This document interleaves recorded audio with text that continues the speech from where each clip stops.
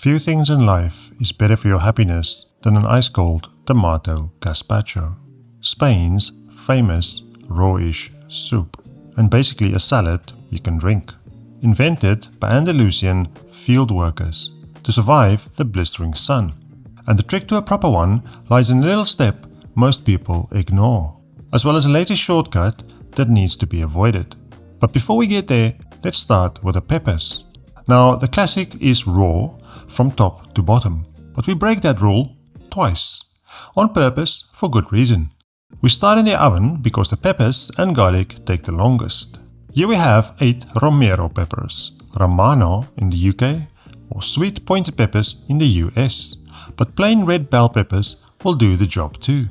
Whatever you use, they must be red, ripe and sweet. Onto a tray they go with a good lube of olive oil and a sprinkling of salt. Into the oven at 200 degrees Celsius or 390 degrees Fahrenheit for about 15 minutes, until blistered, charred and soft. Color is flavor, so turn them once or twice for even charring all around. If you're ovenless, char them straight over a gas flame or on the barbecue, turning with tongs or whatever's at hand until blackened and soft all over. And if you live in a box, an air fryer works great. Alongside the peppers goes a whole head of garlic, wrapped in a little foil parcel. Baking it makes the garlic sweet, mellow and tastier. I showed you this move in my hummus video, which I'll link below, for your free education. The peppers come out after 15 minutes. The garlic stays in for 20. While that's roasting, we deal with the star of the show. 1 kilo or 2.2 pounds of ripe tomatoes. And this is where we settle a little something. Some recipes call for tinned tomato juice, which goes against every religion and belief in the universe, simply because they have lost their fresh tomato taste. And if the big ones in the store taste like cardboard, go for the cherry tomatoes instead, as those are sweet most of the time, I find. Bring a pot of water to the boil and set a bowl of ice water next to it. The tomatoes go into the boiling water and out within 10 seconds, straight into the ice water so they don't cook. Any longer in the hot water and you might as well use a tin. As you know by now, avoiding problems is easier than dealing with them later on. The skins should slip off easily. If a few of them fight back, simply grab a little knife and peel them off. No need for cutting crisscrosses or whatnot. Once cleaned, into a large bowl they go. This is where the whole party ends up in the end anyway. Nice and convenient for us lazy people. By now your peppers should be out and cooled.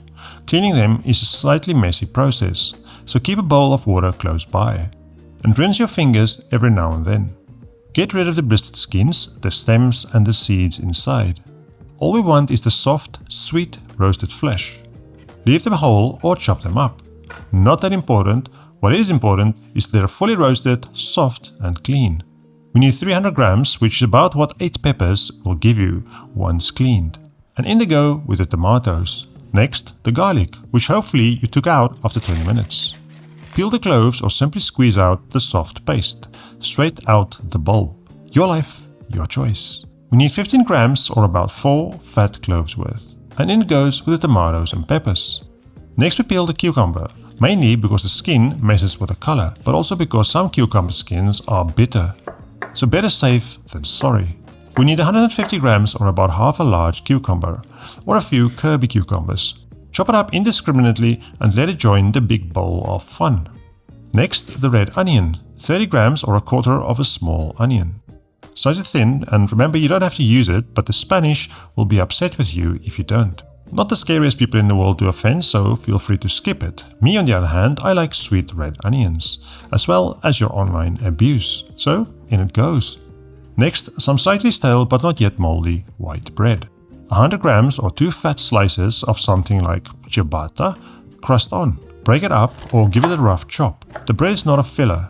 If you have glutenophobia, then this is obviously optional, but highly necessary, so find a way. It's a major player in the structure and flavor of the soup. Bread, olive oil and tomatoes blend into that silky emulsion, which is how gazpacho gets creamy without a drop of cream.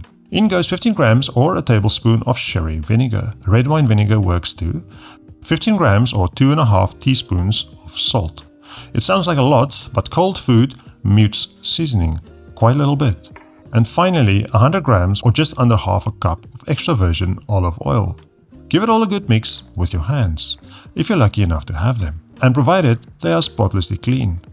Now for the next step, most people skip the marination. Cover the bowl and into the fridge it goes for at least 3 hours. 6 is of course optimal. The salt draws the juices out of the ingredients, the bread drinks it all up, and everyone in the bowl gets properly acquainted. So if you're making this for a late lunch, before siesta, fiesta, throw it together around breakfast and let it go for a snoozy in el frigo until needed.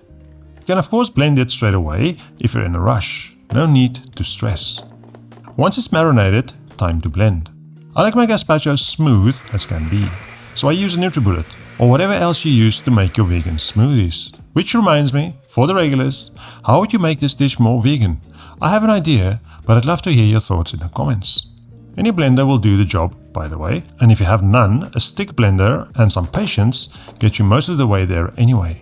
Work in batches if your blender is a touch on the small side.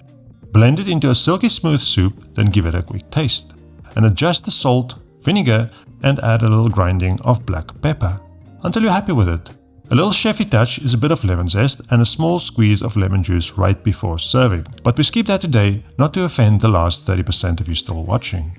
If you didn't have time to marinate it, not the end of the world. Blend it, cover it with a piece of Greta wrap and chill it for an hour or so in the freezer or over a bowl of ice. Because gazpacho wants to be properly cold. Not cool, properly cold. Once it's fridge cold, pour it into whatever your heart desires.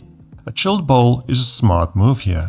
For garnish, a few tiny croutons, which is just leftover bread fried until golden in olive oil. Or if you're sometimes scared of gluten like me, some finely chopped cucumber to make the Spanish proud. And a fine little drizzle of extra virgin olive oil, and a sprinkling of smoked paprika. But before you go and do any of that, go and live a happy life.